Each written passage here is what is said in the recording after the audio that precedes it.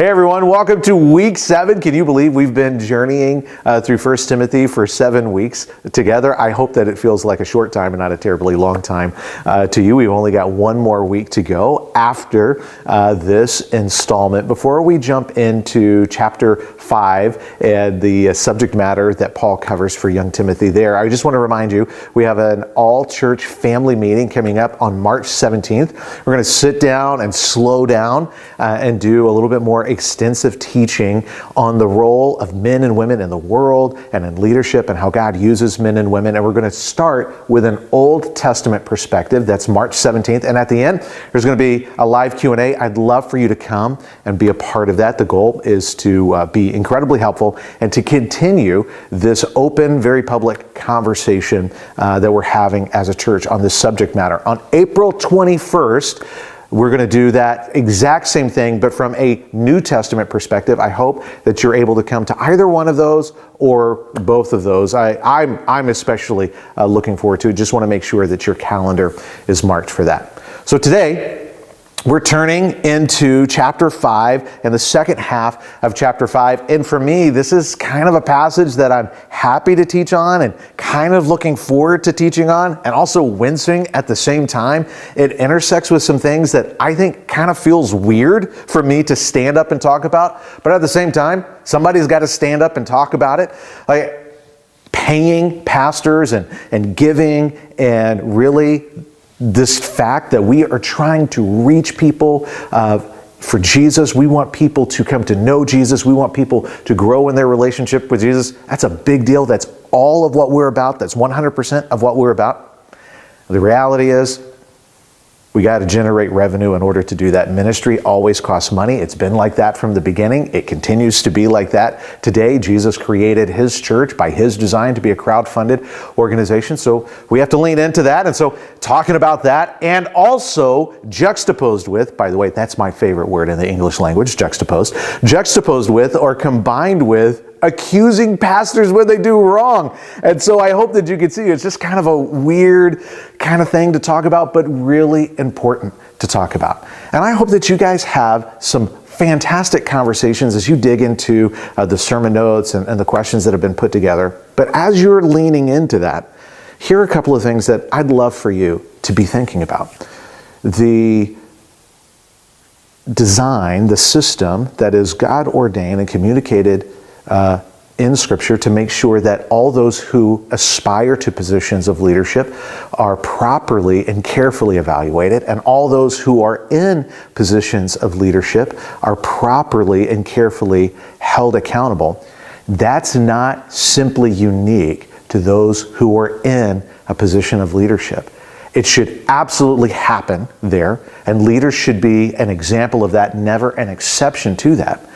But this is the way of life for all Jesus followers, where we happily do what you're doing right now.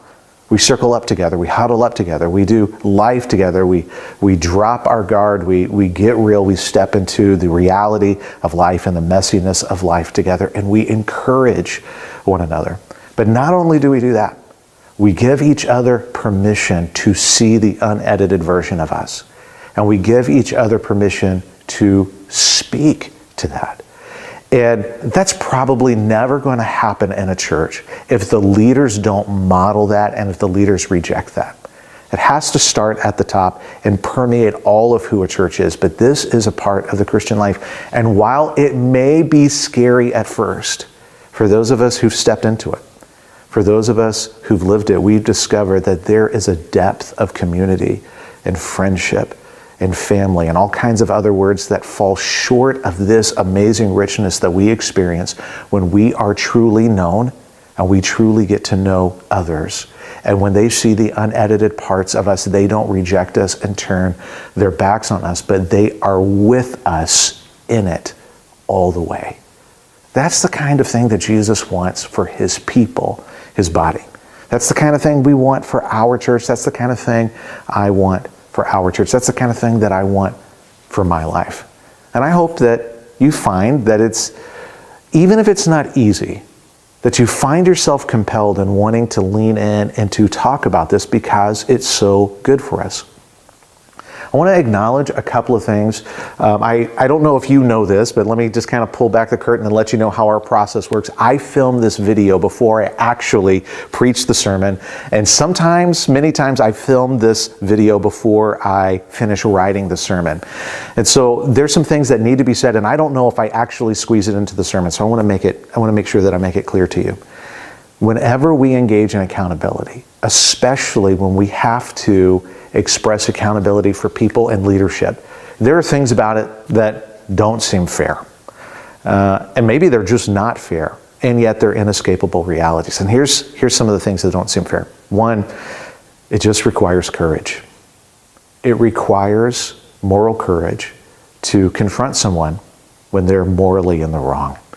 It's really important that we go back and make sure we understand what came in the sermon previous to this one, understanding what confrontation is supposed to be like and the way of Jesus. It does require courage. And because it requires courage, and because there is a measure of it that's difficult, the easiest thing to do is just to talk about it with those who are around us instead of going up and talking to those who are in leadership positions, maybe even in leadership positions over us in the organization or in the church family. And so while it's important to, have somebody who you can process with and talk with, eventually it's got to turn, and we've got to talk with pastors, or we've got to talk with elders, or we've got to talk to people who our church has empowered to exercise accountability. And so because it requires courage, and because there are things that are just inherently difficult, if you find yourself in that position, bring a friend with you. Have one or two people who are with you. Don't feel like you have to be alone in that. But for the glory of Jesus and the good of all involved, this is something that is just necessary for us to step forward in.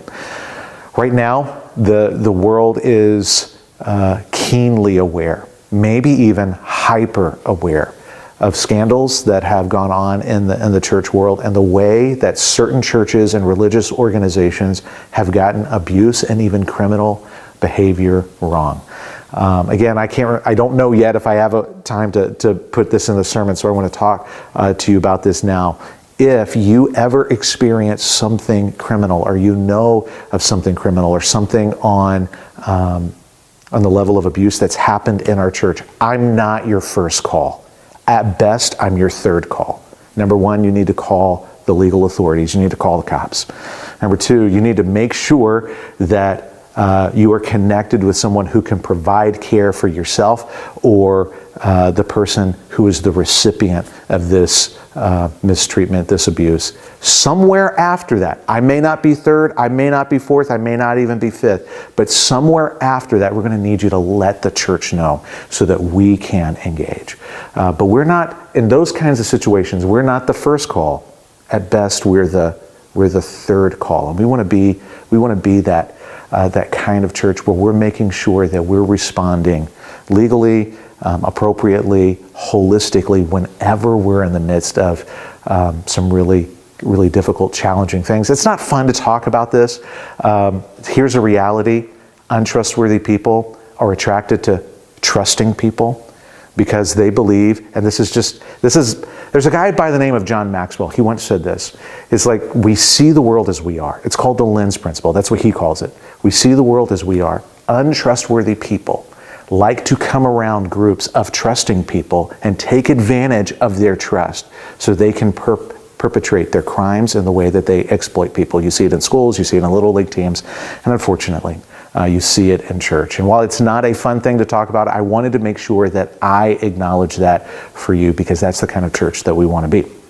Now, if we reel it back a little bit and kind of get to how does this apply to us knowing Jesus, following Jesus, becoming more like Jesus, this is the kind of way we're going to operate in our church, because this is the way Jesus set it up, and we trust him as the leader and the authority of our life. But it's not just for other people. It's woven into our life as well. And it's my hope for you that you enjoy the richness that comes from knowing and being known by others, and being able to live life, even in a messy way, with shields down, unedited with each other. Have a great conversation, and we'll see you next week.